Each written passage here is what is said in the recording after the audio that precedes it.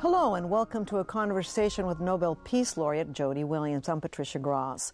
Our guest Jody Williams is a distinguished visiting professor of global justice in the Graduate College of Social Work at the University of Houston. Professor Williams received the Nobel Peace Prize in 1997 for her work to eliminate antipersonnel landmines. She's one of only 12 women in the world to have received the Peace Prize in the past 100 years. She also co-founded the Nobel Women's Initiative, working together to amplify the work of women's rights activists worldwide. The group addresses the root causes of violence and works to advance peace, justice, and equality. Forbes Magazine named her one of the 100 most powerful women in the world. But before we begin our conversation, let's watch a short clip from the PBS Women, War and Peace television series, a comprehensive initiative on the roles of women in war and peace.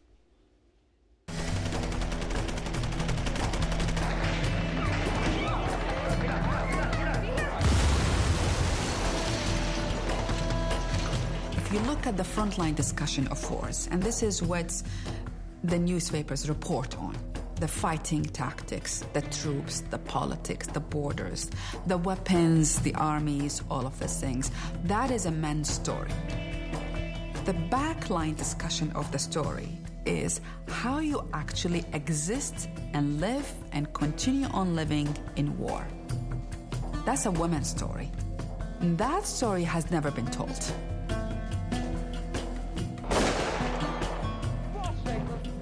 Warfare is a very different proposition now, in which civilians are not, quote, collateral damage, as we once called them, but really very much in the center of the war zone.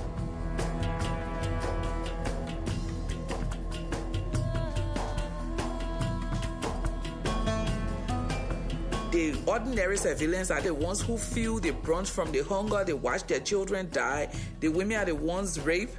And then after conflict, when the wars or the end of the wars are being negotiated, they are never considered. Women says, stop violence! Stop violence! Stop violence!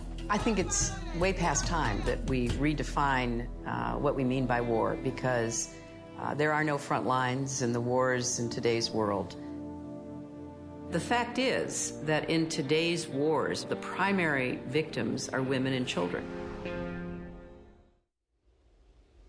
You know, in your report by the Nobel Women's Initiative, I was shocked at the statistics. 1 out of 3 women are either abused, sexually abused, or beaten. And I'm thinking, wow, I didn't know this. And I would think that most people don't know this. Is that why you decided we need to focus on sexual violence against women as the Nobel laureates of the world?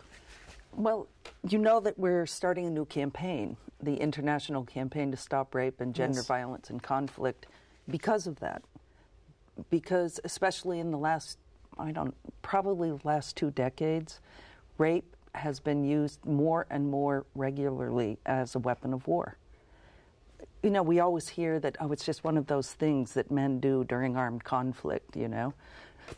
But it isn't. In many of these wars today, men are ordered to rape systematically, and the purpose is to destroy a family, destroy a community, and if you destroy enough communities, you destroy an entire ethnic grouping. What does it do not just to women? We know what it, well, we don't know what it does to women. You have to go through it, I think, to really know, but it also does something to men to have to do this. To the men who have to do the raping? I mean, I would think that would wound them as well, but... I would think, but that so far the issue is so not discussed that I think it's way more important at this point in time to deal with the fact that it is used as a weapon of war, that so many women are suffering because of it, that the men who do the rape are not the ones who are shamed. The stigma falls on the women who are raped, and that is an obscenity. Let's talk about that. Let's talk about why this started. This apparently started primarily in the Rwandan conflict in the late 80s. Who came up with this idea? And we know that rape has happened throughout history, but now it is being used as a systemic weapon of war. How did this happen and why? I don't know. I'm not sure anybody can say why a group decided to start using this as a tactic. But what we do know is that almost every war now continues to use it as a tactic of war, and it is increasing every year. It's absolutely mind-boggling to me that men can do that when they, the typical thing that we always say, they have a mother, they have a sister, Right. they might have a daughter. How can they do that? But it's part of, it can happen because you are made to believe that they are the other. Right. If you're the Disassociate. other, Right. it's easy for me to hurt you because you are the other. You're not part of me. Right. I don't need to protect you. You're my enemy, and I need to do whatever it takes to destroy my enemy. And if I can destroy a family, a community, an entire, culture by raping its women, that's pretty easy to do. Everybody has that weapon. And also, if I impregnate them, I'm creating more of, for our side. It's amazing. And in your work, when you first started being an activist, you ended up in Latin America, in Nicaragua, Salvador. And one of the things that you say in your report, I thought was very interesting, is that this doesn't have to happen within the ranks. And you use the example of Martí in El Salvador, where they decided as a group, as a military group, we're not going to allow this. And also it happened with the Tamil Tigers. And I wonder, what happened there? What can they teach us? What those people can teach us about, look, this has got to stop. We have to respect women in a different way, even if we are guerrillas. I think that the objective of the fighting force makes a difference. In the situation of Salvador, it was right back in the 80s, the Civil War, the Frente Fabundo Martí was fighting, because democracy was continuously crushed by the military junta in Salvador. They finally gave up trying for peaceful democracy and took up arms. But their goal was to displace the military and bring a system to a country where the people themselves decide. So if you really believe you're liberating the population, you don't rape women. Exactly. You don't want to harm the population that, in theory, you're fighting for, or they won't support you. Now, we talked about how this kind of started in the late 80s, early 90s in Rwanda, and of course that spread over to Congo. To this day, as you know, Congo is the capital of rape. 4,000 women still to this day get raped in the Congo every month. How did that happen? What's been done to stop it? Well, if you look at the difference of the Salvador example with Rwanda, with what's happening in Burma, with what's happening in the DRC, Democratic Republic of Congo, it's ethnic groups fighting. And part of the new strategies and tactics is helping to, using rape and sexual violence to destroy the enemy, which is another ethnic community. As was done, rampantly in Darfur as well. And I'll talk about it's another area. Before we go on, I'd like to show you a clip about Colombia and how displacement of women is another weapon that is being used to destroy communities and to win wars. So let's take a look at a clip from Colombia.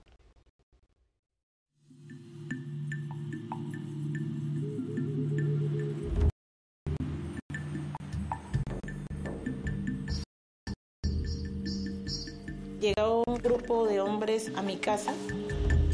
Yo me asusté mucho porque eran paramilitares. Yo les hablé muy fuerte, pero después cuando terminé de hablar, yo dije, Dios mío, ¿yo qué hice? Salí temblando del susto porque pensé que me iban a pegar un tiro. Yo estaba esperando mi segundo hijo y del susto yo tuve mi bebé de manera prematura. Entonces se me murió. Yo hasta hoy digo, ¿por qué no estoy muerta? Porque todo quien le hablaba así era hombre o mujer muerta.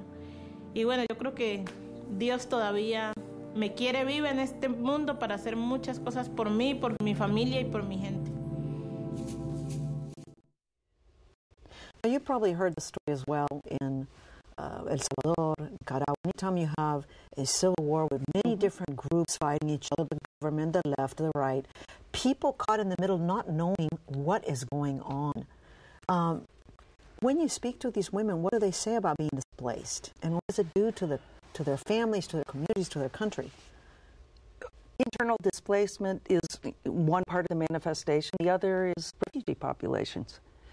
In some instances, I think of Darfur, for example, when the Janjaweed militia, yes, supported by the Khartoum government, has gone in and raided villages and raped women, pillaged, like raped, pillaged.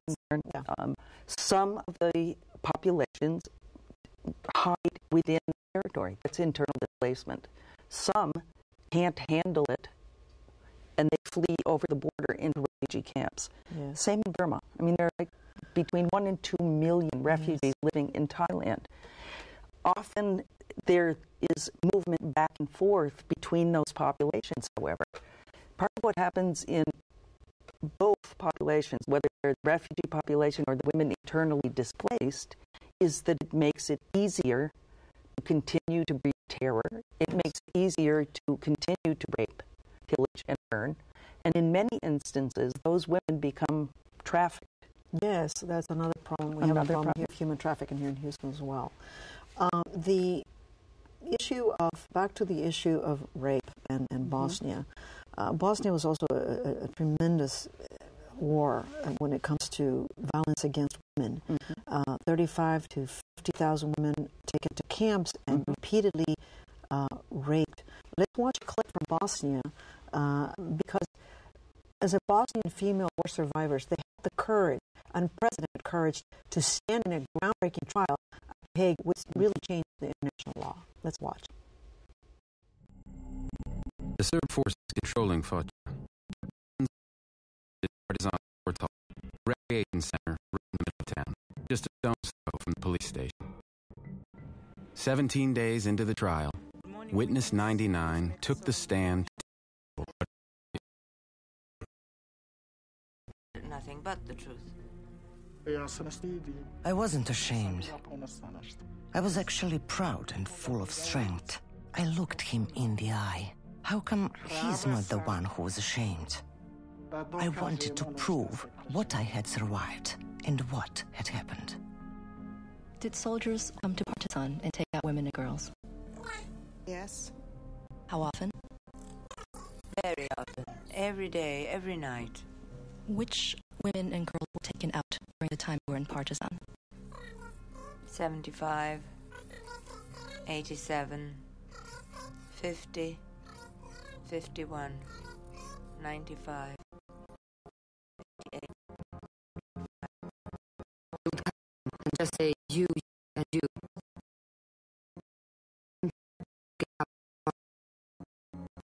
Cried and pleaded them to let go. They laughed.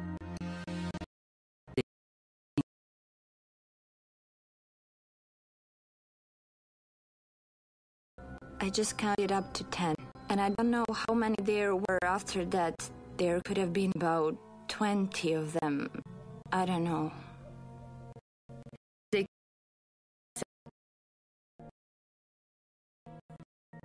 They wanted to take my daughter. She was crying, and I said, "She's only 12. How can you take my child?"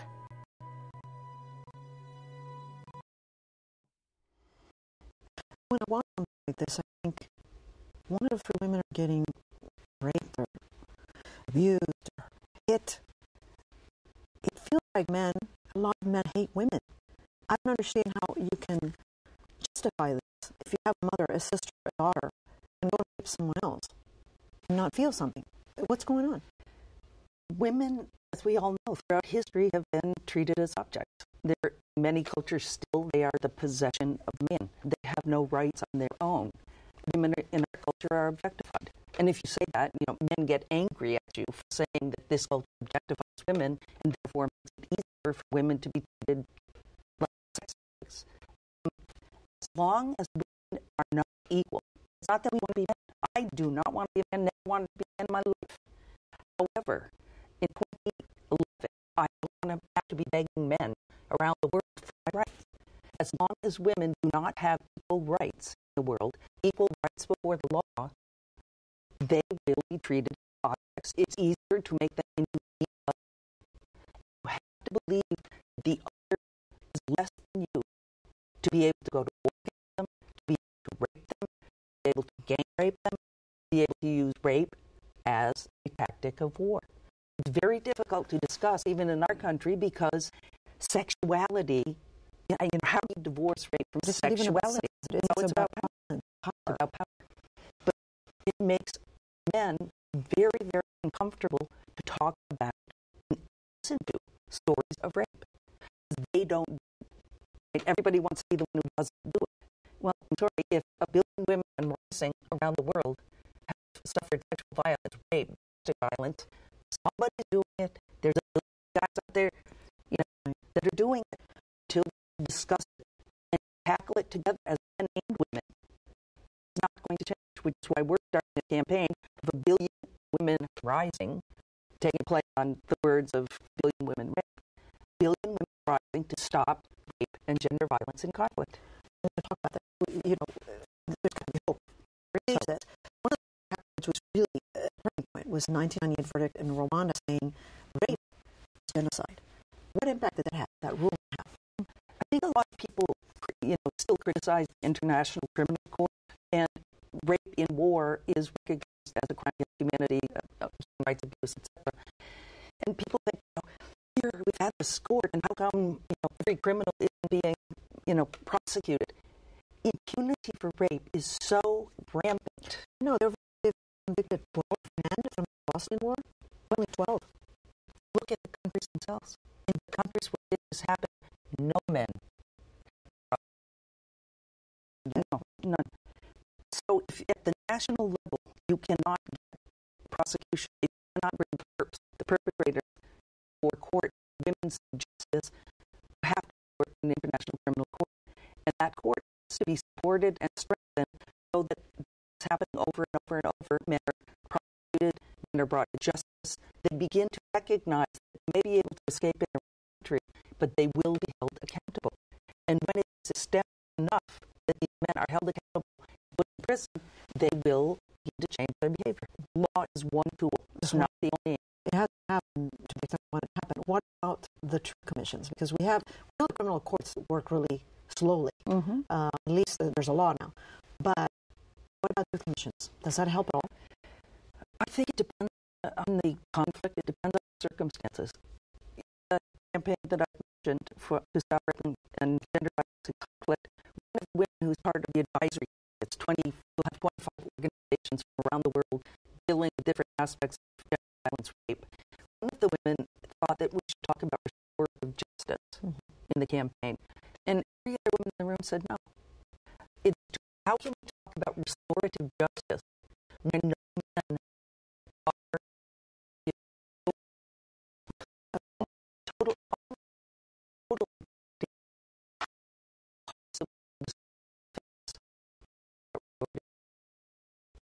Now, you've traveled all over the world, and you talk to these women, and you know their stories, and you know where we're making progress and what needs to be done. Share that so that we can be one of those 1 billion women rising. I want you to be. Right? Of course, you have to have men involved in the effort to stop rape. There are so many organizations around the world working to stop gender violence. Each one is doing amazing work. Why we're doing the campaign is to bring them together, because when you work together in a concerted, coordinated effort, change happens faster. Right. So I think that's part of what's been lacking, is a consistent civil society effort around the world to deal with this, like we did with landmines. And it's not to try to say that rape is equivalent to landmines. We ban them, the treaty, you can ban rape. That's not what I'm saying. But I know in my gut, because I've done it, you've done the work, that when you bring organizations together, working together, each in their own way, but all working toward a common goal, you can change the world. You can change anything. And we're going to be doing it in the campaign. And I'm terrified and excited. Well, tell me, a regular viewer, I'm a young woman, let's say, and I'm watching this, and I want to do something about it, and I want to be effective, because, talking about it, yes, information is great, but how do they get involved? What are they supposed to do? Really, how do you become a peacemaker? How do you fight for peace? Because you can't just sit there and kumbaya, my Lord, it doesn't work. So how do you fight for this? Let me tell you that hope is a lovely sentiment. It is not a strategy for change. Nothing changes because we want it to, because we wish it would, because we visualize the top of the rainbow. The only thing that brings about change is getting up off your butt in doing something. Any one of the organizations that is already part of this campaign, the ones that will be asking, inviting to join it, join VA. The Vagina Monologues, VA. Join. Start working on their efforts to stop violence. You can become part of the campaign. Go to our website, the Nobel Women's Initiative, and you can join as a member of the campaign. And we will be giving out the strategies we want to see happen in the next 15 months. The first, as we start this off, what can we accomplish in the first 15 months as we move this forward, as we gain strength, as we get to 1 billion women rising to change the situation in the world? How is that how you're going to measure your success? You're going to say, we've got 1 billion women working and men. How do you measure the success of your campaign? When the perpetrators are prosecuted, when the women who have been raped get assistance, when there are reparations, when it's been done on a mass scale, such as in Darfur, the DRC, or Congo, or Burma, where women are still raped. Then women come together, the survivors come together and are part of this effort, speaking out as a survivor. They're not afraid to speak out. Right. And they are. And on behalf of the other women who don't yet have the courage to speak out. There are many, many, many ways that we will see change, but it won't happen if we don't work together. It won't happen if we're inspired now and we push a click on Facebook or whatever. I mean, I think those are useful tools, but it takes getting up and being committed. And it takes a long-term commitment, like we had and have in the landmine campaign. Our treaty has been one of the most successful arms control treaties in the world, not because landmines are little bitty issues, but because the landmine campaign still exists. Right. Where they're pushing every day, making sure the governments obey the law they created. Yeah, you just sit back and say, oh, okay, we got it, our treaty, it's fine. You have to keep on them, right? Because some governments, they just fall off the wagon, don't they? Pretty much anyone does. On the one hand, you can't totally blame them because governments are dealing with many, many issues, as we know. Look at the state we're in here in the United States at this moment. And it's easy to understand that their attention gets turned. But that's why people who care about the issue that they have been working on have to stay there to see it to fruition. For example, all of the UN resolutions, the government's 1325, which is women and peace, the involvement of women in peace. And then there's so many of the 1920, 1880, I don't know what they stand for. But you can't let organizations like the United Nations pass these toothless resolutions and do nothing.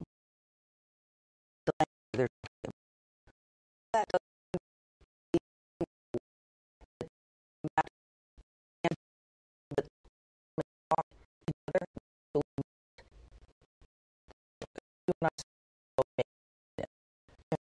They usually, unless somebody keeps them at it, they don't do it. Correct. Well, thank you so much for joining us. Great to have you.